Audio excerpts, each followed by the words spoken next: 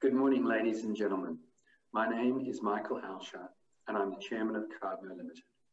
On behalf of the board and staff of Cardno, I welcome all our shareholders who have made time to attend today's annual general meeting and our first held as a virtual AGM. In the spirit of reconciliation, I would like to acknowledge the traditional custodians of our country throughout Australia and their connections to land, sea and community. We pay our respect to the elders past, present and emerging, and extend that respect to all Aboriginal and Torres Strait Islander peoples today. As it is now 10 a.m. and the company secretaries have advised me that a quorum is present, I formally declare the annual general meeting open. I would like to start by introducing the board of directors present at the meeting today. In the same way that we have asked shareholders to observe COVID-19 safe measures and travel restrictions, the board is separately located in Brisbane, Sydney and the United States today. Ms. Susan Rice-Board, Chief Executive Officer and Managing Director. Ms. Rebecca Ranich, an Independent Non-Executive Director and Member of the Remuneration Committee. Mr. Stephen Sherman, an Independent Non-Executive Director, a Member of the Audit, Risk and Compliance Committee and a Member of the Remuneration Committee. Mr. Jeffrey Forbes, an Independent Non-Executive Director, Chair of the Audit, Risk and Compliance Committee and a Member of the Remuneration Committee. And Mr. Nathaniel Thompson, a Non-Executive Director and a Member of the Remuneration Committee. Also in attendance today is our Chief Financial Officer, Mr. Peter Barker, and members of Cardno's global management team, including Susan Rice-Board, who is also our America CEO, Jamie Alonso, our Asia Pacific CEO, and Marion Borland, CEO of Cardno's International Development Division. We also welcome Mr. Simon Crane, representing KPMG, Cardno's auditor, and Mr. John Williamson Noble from our legal advisory firm, Gilbert & Tobin. This year has brought many challenges, from the COVID-19 pandemic and natural disasters such as the bushfires in Australia to the demerger of our quality testing and measurement business in October 2019 to create Integer Group Limited. Despite these challenges, I'm pleased to report that your company achieved results that are both up on last year and ahead of market guidance. Cardno's underlying earnings before interest, tax, depreciation, amortisation and impairment, or EBITDA, were $43 million, representing an 11% increase on last year's pro forma result.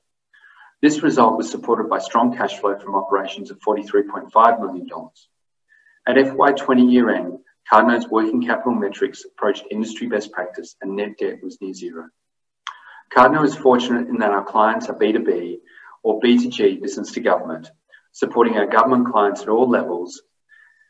The company has therefore been largely able to continue to deliver its services and solutions in spite of the COVID pandemic. As reported last year, the company's result is pleasing, but it masks continued financial underperformance in the Asia Pacific Consulting Division. Our Asia Pacific leadership team has spent the year building on Cardno's core strength of transport, water, buildings and environment. We believe the business is now in good shape operationally to take advantage of market opportunities, with the Asia Pacific business exiting FY20 with an improved run rate over the prior year. The Americas had an exceptional year, with all businesses meeting or exceeding targets. We enter the financial year 21 confident in the strength of performance and profit margins that are more consistent with industry standards. Our international development business remains a core focus for the company. We remain committed to the important work we do in support of our clients in bringing positive social and economic impact across the developing world. The division's performance was negatively impacted in Europe, largely due to political uncertainty. However, our ID, Asia Pacific, Americas and African operations all reported strong performance.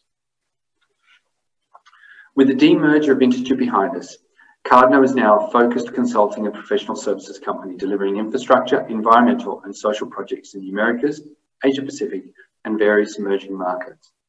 The company's strong balance sheet and liquidity position means that it is well placed to continue to navigate the COVID-19 pandemic and achieve strong results into FY21 and beyond. While the future impact of COVID-19 on our business is not completely clear, we remain conservative in our approach to FY21, focusing on what we can control. We're actively evaluating and mitigating COVID-19 lockdowns or restrictions as they emerge in various markets, states or towns that we have operations. In FY21, some business will be impacted by the COVID-19 pandemic but equally some businesses stand to gain both local market share and client work. I'd like to thank all our staff for their efforts this financial year under very challenging circumstances. We have found ourselves becoming more integral to our clients, and we've had to become more innovative in the way in which we serve them. Employee engagement and the desire to deliver quality outcomes for our clients has never been stronger. A special thank you to the entire senior management team for the way in which they've handled all the challenges of the last 6 months in particular, taking care of clients, staff, and each other. Also, thank you to my fellow board members for their continued guidance and support. Most importantly, I'd like to thank our clients, banking partners, and you, our shareholders, for your continued support and belief in us. I would now like to hand over to our CEO and Managing Director, Susan Riceport, to make a brief presentation on your company's activities and results for the FY 2020 year. Thank you. And good morning. I'd like to reiterate Michael's welcome to you all and thank you for your attendance today at our first virtual AGM. While I'm actively recruiting new staff to Cardno, I confidently say that there's never been a better time to be at Cardno. That feeling is rooted in the excitement I have with regard to the people, projects, and purpose of mission that defines Cardno. FY 20 was a very challenging year, not just for Cardno, but for the world. Despite the demerger, a CEO transition, devastating Australian bushfires, and a global pandemic, we emerged stronger. We emerged stronger financially with 11.1% EBITDA growth year over year, and that's pre-AASB 16 basis, to $43 million. Operating cash flow of $43.5 million and a conservative balance sheet. But even more importantly, is a global team operating with a single vision, purpose, and values. I've had the privilege to be with Cardno since 2015, and as you are aware, the past 5 years have been a time of tremendous challenge. It required us to roll up our sleeves and do the hard work of integrating people, processes, and systems to begin to realize the true potential of our acquisition growth history. Interestingly enough, I feel very strongly that the demerger was also key to realizing our potential. The successful demerger of our quality testing measurement business to create Integer Group Limited in October of last year provided the honing of services needed to rationalize Cardno corporate identity in the marketplace. We've moved from a company trying to be all things to all clients to a firm that provides consulting solutions to the most complex problems in the health sciences, energy and natural resources, infrastructure, and international development. On the heels of the demerger, I shared our H1 results and mentioned that our next great challenge would be to move Cardno from a company with global offices to a truly global company. And then only a few weeks later, on March 11th, COVID-19 was declared a pandemic by the World Health Organization. And then that process began in earnest. Our staff and leadership teams locked arms to mobilize the majority of our staff to work from home, where the majority of them remain today.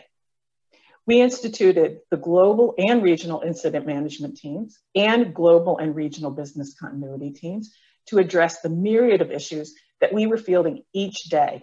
And interestingly enough, a global company was born. Each day, we used our shared values to guide our decision-making. And we benefited greatly by having our own experts in-house. ChemRisk, our team of leading epidemiologists and toxicologists and health scientists, are one of the reasons that Cardno has had such a low rate of work-related COVID exposure.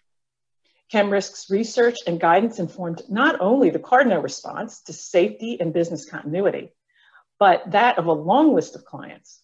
And in addition, ChemRisk was acknowledged by Lawrence Sloan, the CEO of the American Industrial Hygiene Association, for the tremendous leadership on their COVID-19 Open America Guidelines Task Force. Safety is Cardno's #1 value, and therefore it drove each and every business decision we made as we navigated those early days of response. Safety continues to drive each decision we make today about office reopenings and field protocols. COVID-19 has stressed the mental and emotional health throughout the world. Our marketing and communications team rose to the challenges to create My Cardno Village, where we could get together virtually, crowdsource solutions to the different challenges we face. My Cardno Village includes Kids Corner, Cardno Cooks, the Wellness Difference, the Cardno Lounge, and a variety of communities geared to the different needs and interests of our staff. For the past 5 years, Cardno has continually increased the financial discipline with which we run our business. We have increased the granularity, the transparency, and visibility of key business metrics over the past 5 years, and that work served us well, because COVID's major impact was to increase the frequency with which we monitor segments of that data set in particular, especially with regard to cash flow and backlog. So let's look at our financial performance highlights. As I stated earlier, the company achieved full year underlying EBITDA, pre-AASB 16, of $43 million. That's up 11.1% year on year, and up on the half-year guidance. Our fee revenue was up 11.6% on the prior year. Our underlying net operating profit after tax of $9.4 million is before abnormal items, including $69.6 million of non-cash impairment charge on goodwill, refinance, demerger project, redundancy cost of $2.2 million, and a profit on the demerger of $119.1 million. After these items, a statutory net profit after tax of $56.6 million was recorded. Our operating cash flow of $43.5 million is up 6.6% and reflects the ongoing working capital management and the timing of debtor receipts and creditor payments. Our DSO is approaching industry best practice. Backlog decreased 4.1%, and that's driven mostly by the multi-year contract cycle in international development. If you look at the consulting division, so APAC and Americas have shown a steady backlog increase year over year. And let's go now into division highlights. Let's first talk about Asia Pacific. So Asia Pacific's rebuilding extended well into FY20 and was really burdened by inefficient operating models and way too many initiatives, and resulted in a very disappointing EBITDA of $1 million. H2 saw a significant move to simplicity, with the Asia Pac leadership team focusing on fewer, more impactful drivers like backlog growth, staff profile optimization, and margin protection. And critically, Asia Pac continued to build backlog, which is now up 3% year over year, not just in size, but even more importantly, in quality. The mid-year staff profile work completed in Q3 was instrumental in weathering Q4 and COVID, and delivering a Q4 trend consistent with FY21 performance expectations. And finally, we made significant progress in Q4 establishing consistent financial project controls and reporting, which are leveraging the Americas means and methods. Asia Pac enters FY21 with a strong backlog position, positive trending financial performance, and a continued focus on financial discipline and excellent project delivery. So with regard to the Americas had a record year of performance, resulting in EBITDA of $38.7 million. This result was largely driven by specialty service offerings in health sciences, natural resources, and asset management in both science and environment and government services. And that wasn't by accident. It was achieved through active key account management and a dedication and diligent pre-positioning efforts. In the Americas, we also completed important de-risking of the Americas portfolio with the Inteja demerger, and specifically with regard to reducing conflicts of interest that were impacting our growth, and the divestiture of the structural engineering business. So in FY20, we were the beneficiaries of a perfect storm of demand. And while we expect strong performance in the Americas in FY21, we're not counting on a repeat of the overperformance of FY20. All groups have strong growth and profitability goals consistent with industry margins. Americas enters FY21 with momentum and a commitment for acquisitive growth for the infrastructure division, with a particular emphasis on both transport and water. And finally, let's talk about international development. International development had a good year, resulting in an EBITDA of $2.7 million.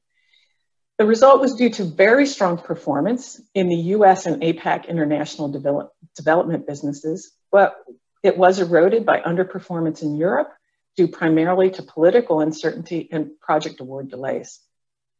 ID's performance was achieved despite the onset of COVID-19, which demanded an outstanding feat of demobilizing and subsequently remobilizing personnel hand in hand with our clients' needs and requirements with the utmost duty of care.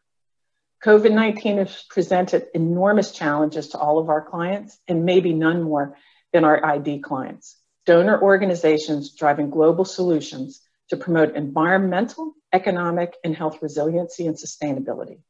For FY21, our priority is helping these clients deliver on their respective missions in the wake of COVID-19. So what's our outlook? Well, Cardno will complete that transition from a company with global offices to a global company and come out as a leader in the ESG space. There isn't a company better positioned to help clients deliver on their ESG commitments, especially with regard to human health risk and human health equity, climate science and resilience, and social development globally. While forward-looking projections are particularly challenging in the current environment, Cardno currently anticipates FY21 EBITDA, again on a pre-AASB 16 basis, to be in the range of 40 million to 45 million.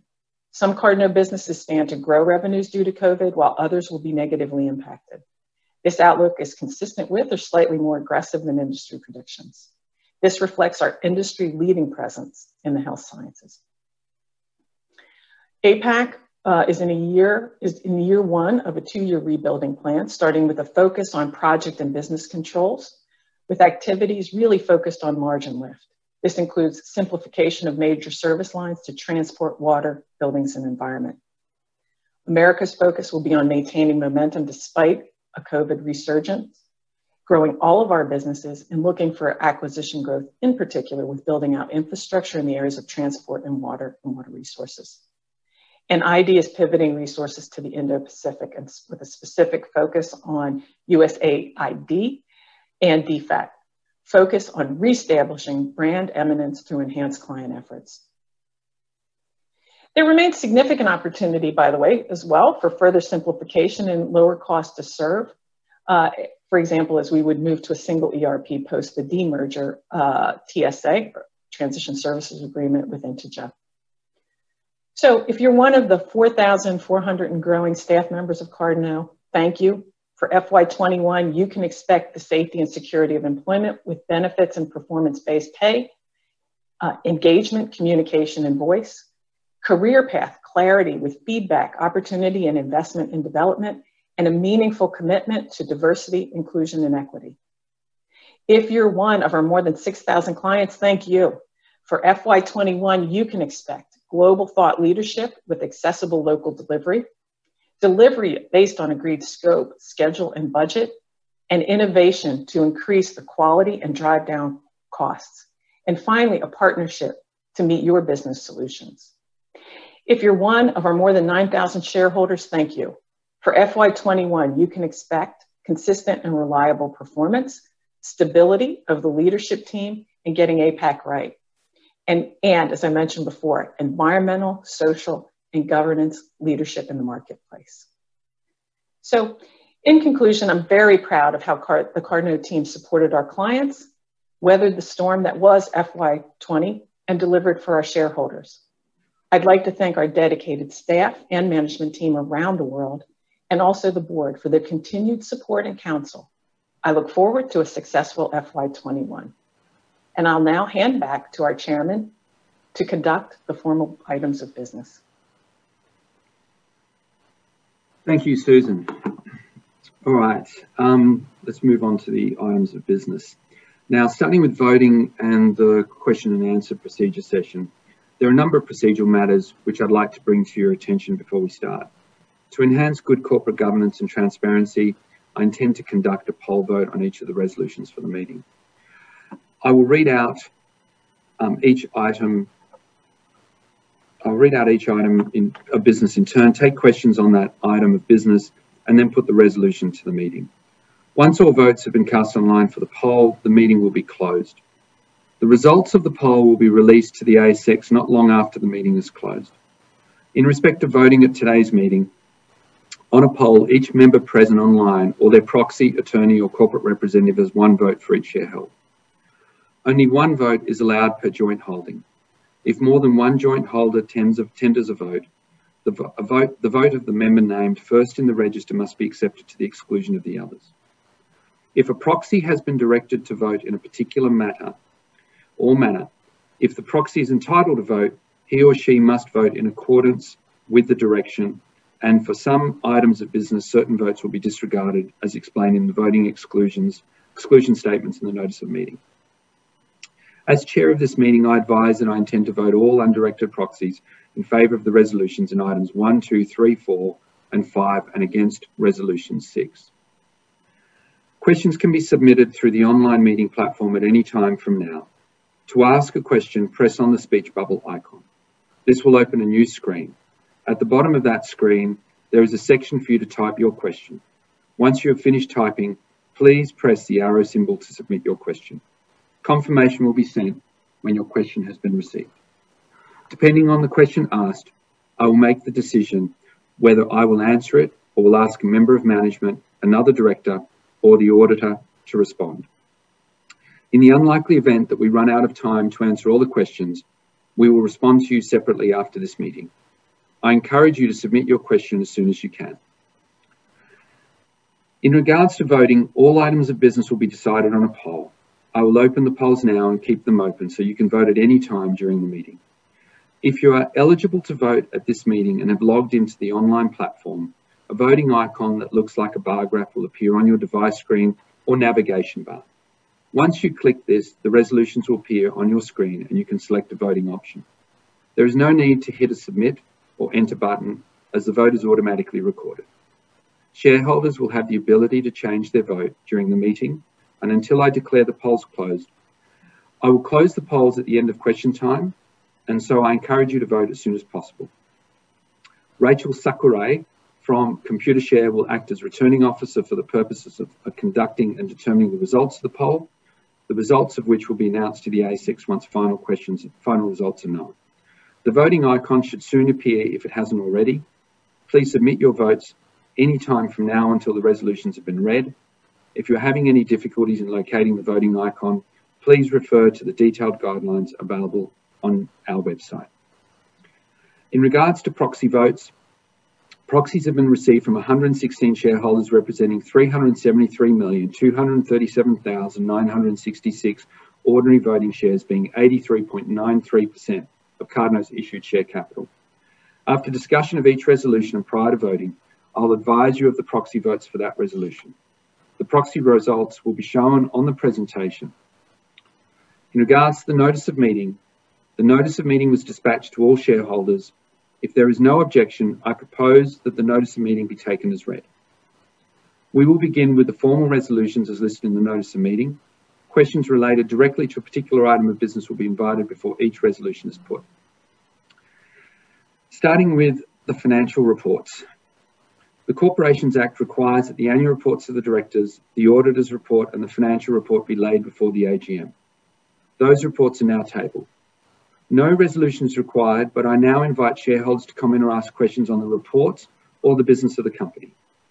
Questions may also be asked of the auditors in relation to the conduct of the audit, content of the audit report, accounting policies adopted by the company, and the independence of the auditor carrying out the audit. Moderator, do we have any questions on this topic? No, Mr. Chairman, there are no questions at this time.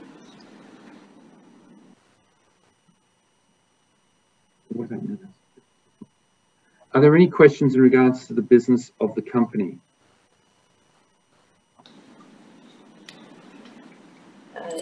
Yes, Mr. Chairman, there are some general questions submitted by shareholders. So the first question is, the board has presided over 5 years of poor performance with little profitability, declining market share and share price, and no dividends. Where is the vision and actions to achieve better performance? Sherry, normally in a normal AGM, we announce who the person is that's making the question. Could we please also know the person that's making the question, please? Yes, sure. This is the Johnson family. The Johnson family account. Would that be Trevor Johnson? Correct. I'm very happy to answer that question. Let's start by probably stating for the record that Trevor Johnson is an ex-disgruntled employee. I would disagree with this statement. And it shows to me a lack of understanding of what has transpired in this business over the last 5 years, which has been well documented. In regards to the little profitability, I'm not even going to answer that question. I think Trevor should really focus back and look through the last 5 years of annual reports and initiatives and profitability that the business has reported, because it's not true what he states.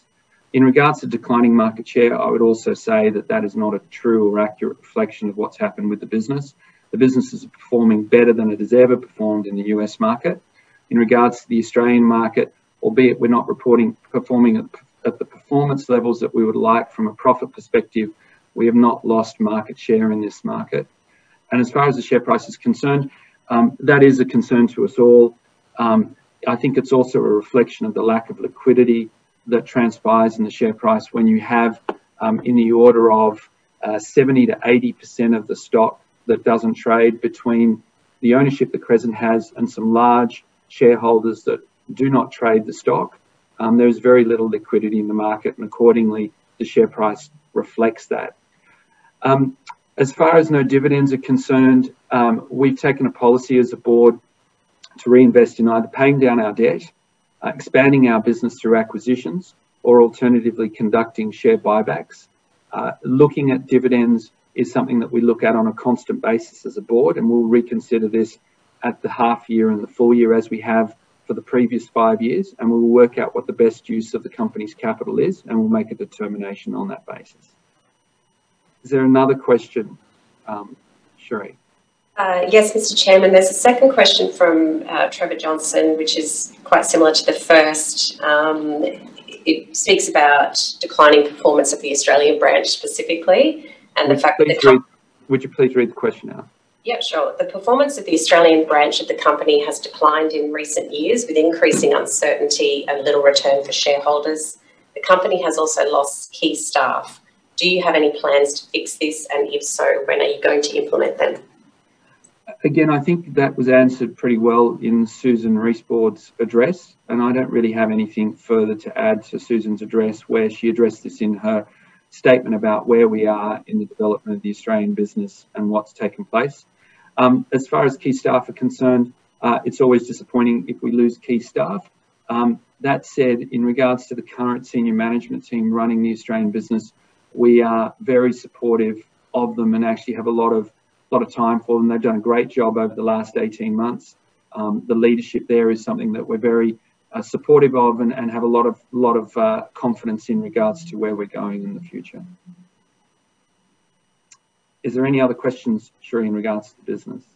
Yes, Michael, there's a third question from Trevor Johnson. How can you consider the demerger to be a success? You have simply doubled the administration costs with reduced total share price and weakened both companies. Again, I would argue, I'm disappointed that we have a disgruntled employee that continues to ask quite emotive questions, but I'll be happy to answer it. As far as the demerger being a success or not being a success, we would again, as a board, disagree with that, and as a company disagree with that. We think it has been an outstanding success. The very clear goals, attributes, strategy now that are determined, that are prevalent in the Cardno business vis-a-vis the integer business was the main reason for the demerger, and that has been achieved.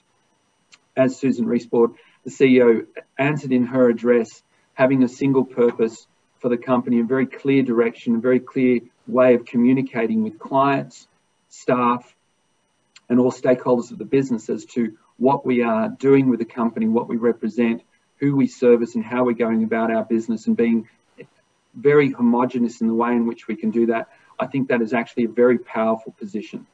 And as Susan mentioned in her address, we think that it was very, very important for the future development and growth of the company. That has certainly been echoed by shareholders we've spoken to in regards to the demerger.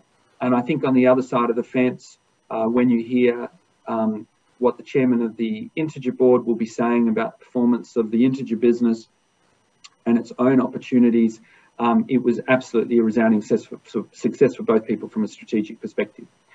There is no doubt that there is some doubling of administration costs, and we can't escape that. Certainly, when you have one insurance policy and you move to two, some of those costs flow through. But when you consider it in the broader scheme of the opportunities that the two businesses now have and the value creation that we believe will take place over the coming years, we think it's a small price to pay. In regards to the share price, I've already made comments on the share price and the liquidity, and in our view that the liquidity is the main driver of the current share price. It doesn't reflect to us the true value of the business, and our hope is, as it is, would be for all shareholders that over time the share price reflects where true value for the business will be or is. Are there any other questions from shareholders? No, there's no further questions at this time. Fantastic, thank you.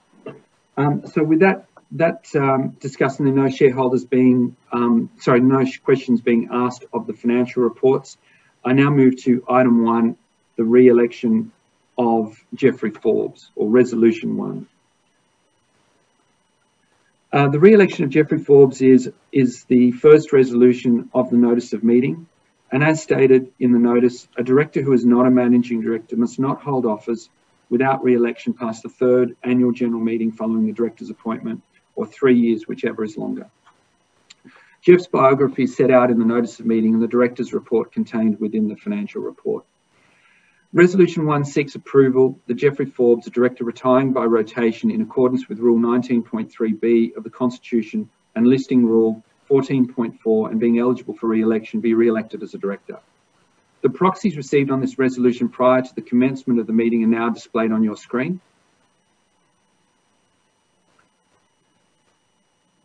We have votes cast of 367,822,323, votes against of 4,620,996, abstentions of 117,701, and open 794,647. Before I ask the moderator if there are any questions on this resolution, I would just like to make a personal note. We as a board have been very grateful and lucky to have Jeff as a member of the board for the last 5 years.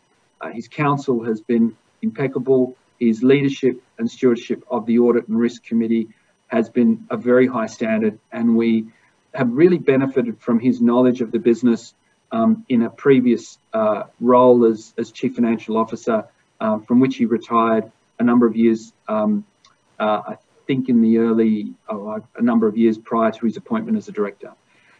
So from a board perspective, I would fully endorse his re-election and the contribution that Jeff makes at a board level. Moderator, are there any questions on this resolution? No, there are no questions, Mr. Chairman.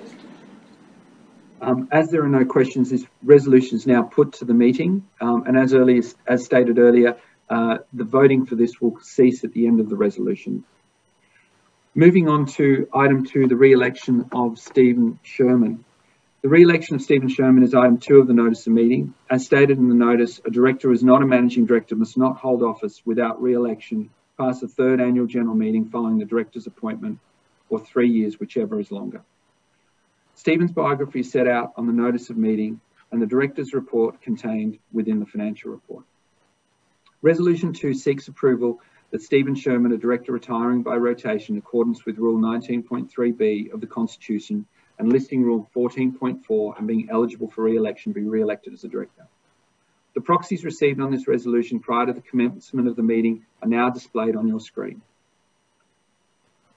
Votes cast for 371,161,339. Votes against 1,281,980. Abstentions 117,701 and open 794,647. Before I put this to any questions from the meeting, I would like to reiterate some of the comments that I made in regards to Jeffrey Forbes. Stephen Sherman has also been a considerable contributor to the board of Cardno, and his counsel has been greatly valued by all members on the board. I couldn't endorse him more strongly on behalf of all shareholders. And I now put it to the moderator. Are there any questions on this resolution? No, there's no questions on this resolution. Thank you. As there are no questions, this resolution is now put to the meeting. I now move on to item 3, the remuneration report. I now move to the adoption of Cardno's remuneration report. Resolution 3 seeks approval that the remuneration report contained in the company's financial report for the financial year ended 30 June 2020 be adopted. This resolution will be decided in accordance with section 250R(2) of the Corporations Act. It should be noted that the vote on this resolution is advisory only and does not bind the directors or the company. The proxies received on this resolution prior to the commencement of the meeting are now displayed on your screen. Again, votes cast for 366,409,276. Votes against 5,794,241. Abstentions 245,925. Open 760,151 and excluded 146,074. I remind key management personnel and their associated parties that voting exclusions apply to this resolution under the Corporations Act, and excluded parties should not vote. Moderator, are there any questions on this resolution? No, there are no questions at this time. As there are no questions, this resolution is now put to the meeting. I now move on to item 4, approval of the Performance Equity Plan and the issue of shares, performance rights and options under the Performance Equity Plan. Resolution 4 seeks approval that for the purposes of Listing Rule 7.2, Exception 13, and for all other purposes, the Cardno Limited Performance Equity Plan and any grants of rights as defined in the plan in shares or restricted shares that result from the exercising of rights under the plan be approved. The proxies received on this resolution prior to the commencement of the meeting are now displayed on your screen. Votes cast for 366,377,560, against 5,919,734, abstentions 152,148, open 760,151, and excluded from voting 146,074. I remind key management personnel and their associated parties that voting exclusions apply to this resolution under the Corporations Act, and excluded parties should not vote. Moderator, are there any questions on this resolution? There are no questions, Mr. Chairman. As there are no questions, this resolution is now put to the meeting.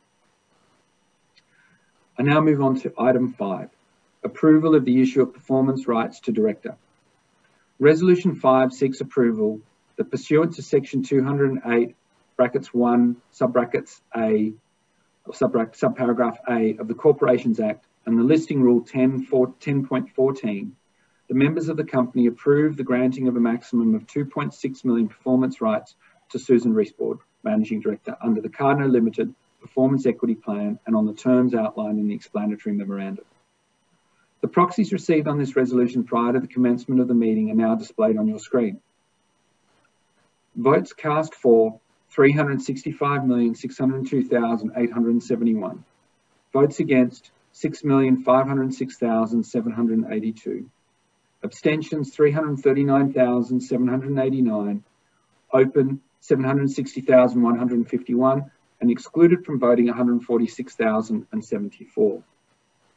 I remind key management personnel and their associated parties that voting exclusions apply to this resolution under the Corporations Act, and excluded parties should not vote. Moderator, are there any questions on this resolution? No, there are no questions on this resolution. Thank you. As there are no questions, this resolution is now put to the meeting. I now move on to item 6, conditional resolution to hold a spill meeting. Now, there might be some confusion to shareholders why we're voting on this, as from the votes that I have put, as the votes have been put up in the meeting, we have not breached or moved across 25% of the votes cast against the resolutions in regards to the remuneration report. However, we have to go through this purpose while we still have the ability for people to change their vote until the end of the meeting. I now move to the conditional resolution to hold a spill meeting. At last year's annual general meeting, more than 25% of the votes cast on the resolution to adopt the 2019 remuneration report were cast against it, representing a first strike. Resolution 6 is a conditional resolution and will only be binding on the company in the event that at least 25% of the votes cast by shareholders today on Resolution 3 are cast against the adoption of the remuneration report. That is currently based on the votes that I put on the screen in front of you, not the case. Resolution 6 seeks approval that, subject to and conditional on at least 25% of the votes cast on Resolution 3 being cast against the adoption of the remuneration report, that A, a meeting of the company's meeting of the company's members be held within 90 days after the passing of this resolution, the spill meeting. B, All the company's directors who are directors when the resolution to approve the directors' remuneration report for the financial year ended 30 June 2020 was passed, and who remain directors of the company at the time of the spill meeting cease to hold office immediately before the end of the spill meeting. And C, resolutions to appoint persons to office that will be vacated immediately before the end of the spill meeting be put to the vote at the spill meeting. The proxies received on this resolution prior to the commencement of the meeting are now displayed on your screen. The votes cast for, 19,754,700. The votes against, 352,433,729. Abstentions, 192,914. Open, 828,250. Excluded from voting, 146,074. I remind key management personnel and their associated parties that voting exclusions apply to this resolution under the Corporations Act, and excluded parties should not vote. Moderator, are there any questions on this resolution? No questions, Mr. Chairman. As there are no questions, this resolution is now put to the meeting. Ladies and gentlemen, that brings the formal business of the meeting to an end. In a moment, I will close the voting system. Please ensure that you have cast your vote on all resolutions. I will now pause to allow you time to finalise those votes.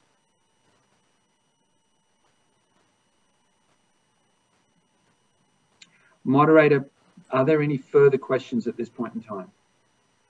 No, Mr. Chairman, there's no further questions.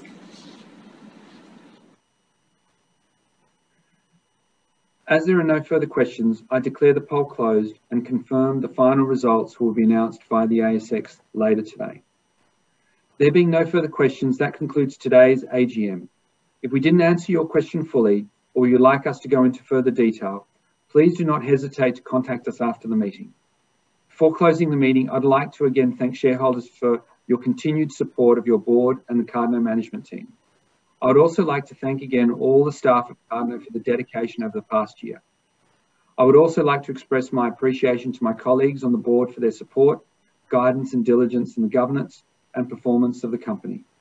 I look forward to hopefully having a meeting on a physical basis in 12 months' time. As there is no further business, I now declare the annual general meeting closed, and thank you again for your attendance.